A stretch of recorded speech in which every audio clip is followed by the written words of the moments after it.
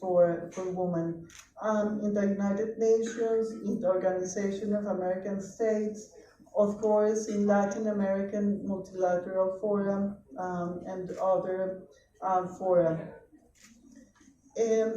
With regards to achievements in gender equality, I want to highlight that not only in Colombia, women is leading the recovery of the world, but I think all around the world. We can see this in India by the policies that not only the government but some states have taken on in empowering and providing all the support to women in rural areas and in urban areas to recover the economy. So my congratulations and admiration for that. Today, women are part of the political life, not only of my country, but also of India.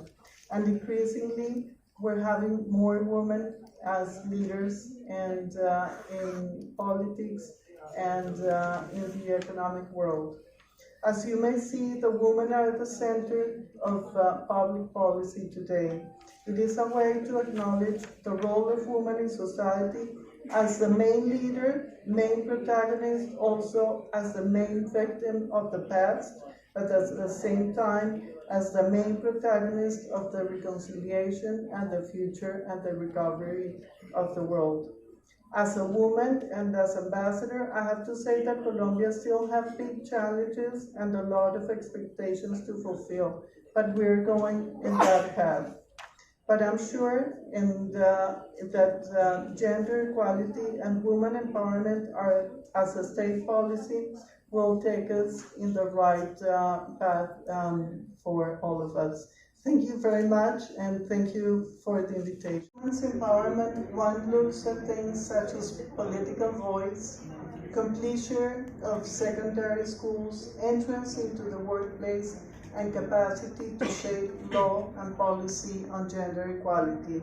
Colombia has achieved important victories in the last 2 decades regarding promotion of gender equality and women's empowerment, from state policies that seek to vindicate the role of women in the social, political, and economic life of the country.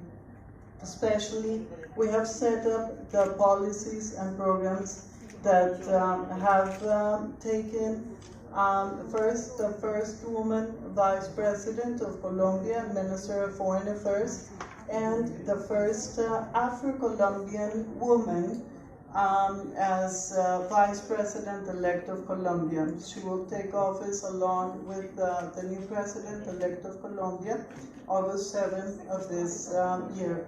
I also want to take a minute to congratulate India, because they will have the first tribal woman as 15th president of India next Monday, as when she takes office. I think that's worth congratulating you for that. Colombia understands gender equality as an essential element to advance towards a more inclusive, sustainable, and equitable development.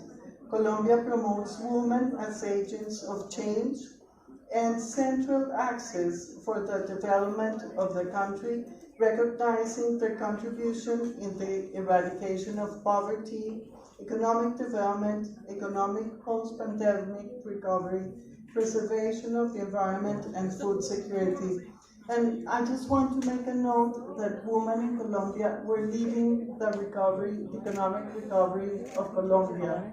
We have created 5.4 million jobs. We have created 5.4 million jobs in the last year, and 54% of those jobs have gone to women. So we're leading the recovery of Colombia.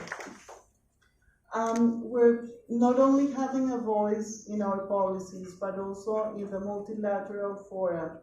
We have led resolutions in the United Nations, for example, for the human rights of children, teenagers, and women in Afghanistan and other countries where human rights are. Be upon us all.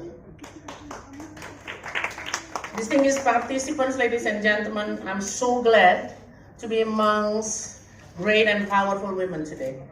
I would like to thank the ICC for inviting me to speak at this auspicious event. I believe this is my third Women Empowerment Theme event under ICC. I hope you're not bored listening to me. Although I'm quite new in my current position, I believe ICC is a passionate advocate for the full participation of women in the life of India as a nation. I admire, I salute, and I'm with you. Women's participation is crucial in our efforts to accelerate strong recovery and ensure sustained development of the world's economy. Women should take charge of their future, and we must provide conducive environment for women to do so. We have to place women at the center of our interventions and decision-making process. Empowering women through improving access to health, education, many speakers already said, earning opportunities, rights and political participation can be an economic game changer for any country. Tapping into the huge potential of women is unmistakably a win-win for both women's empowerment and inclusive global economic growth. On another note, I wish to highlight an important remark by my Minister for Foreign Affairs, Her Excellency Retno Marsudi, that she said men have a parallel important role in achieving gender equality and promoting women empowerment initiatives, and I congratulate ICC for that.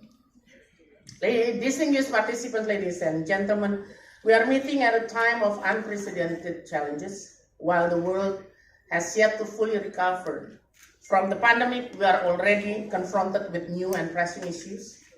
Fragile and uneven global recovery, geopolitical tensions, including its devastating impacts to food and energy security. It is under these circumstances that Indonesia's presidency of G20 is being carried out.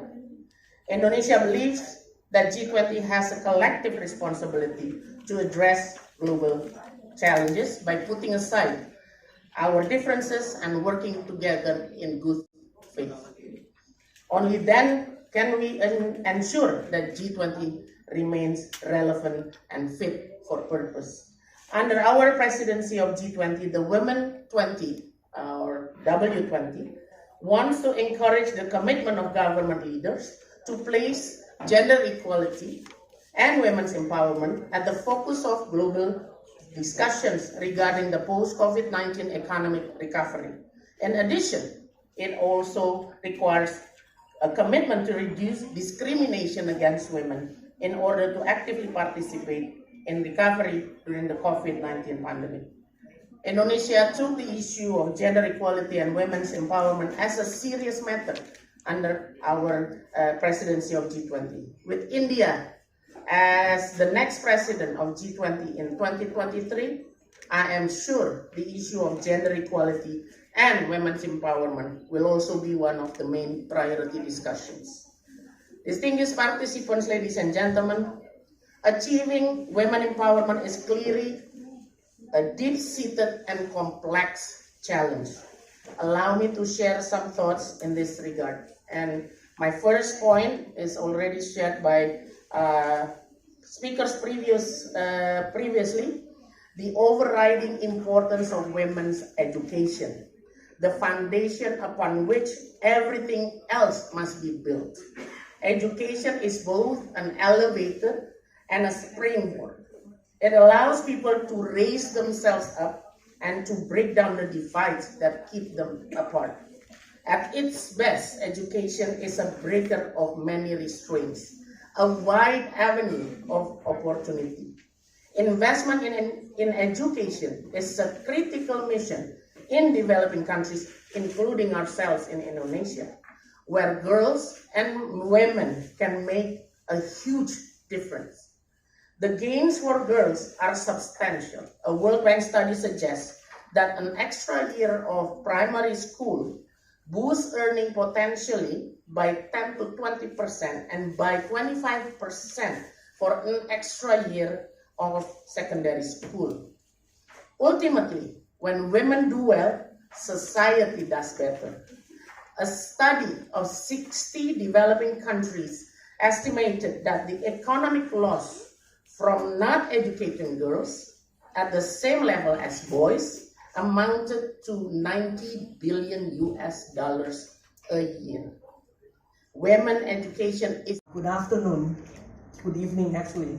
So it's my great pleasure to be here, and I'd like to thank the ICC, the Indian Chambers of Commerce and National Commission for Women for bringing us together here today to celebrate a gathering of the women's leaders and deliberate on their roles in the 21st century.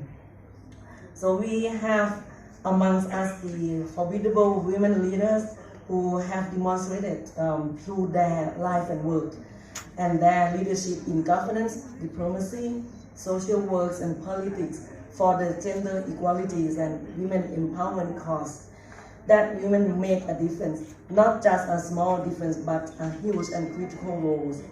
And they have become incredible role models for their countries and serve as the inspirations across the country, regions, and generations. And at this point, I'd like to congratulate to all Indians for having the newly elected president who will be the women. And for Thailand, I'd like to share, some information with you about Thailand case. Thailand is a country where women rank high in social participation, both in the business and also the government, and not mentioning the central role that they have played in the families and also at home. So over the last few decades, Thailand has made remarkable progress in social and economic development. We have become an upper middle income economy and is making progress to meet the SDG Sustainable Development Goals. And women has played a crucial role behind this progress, I would say.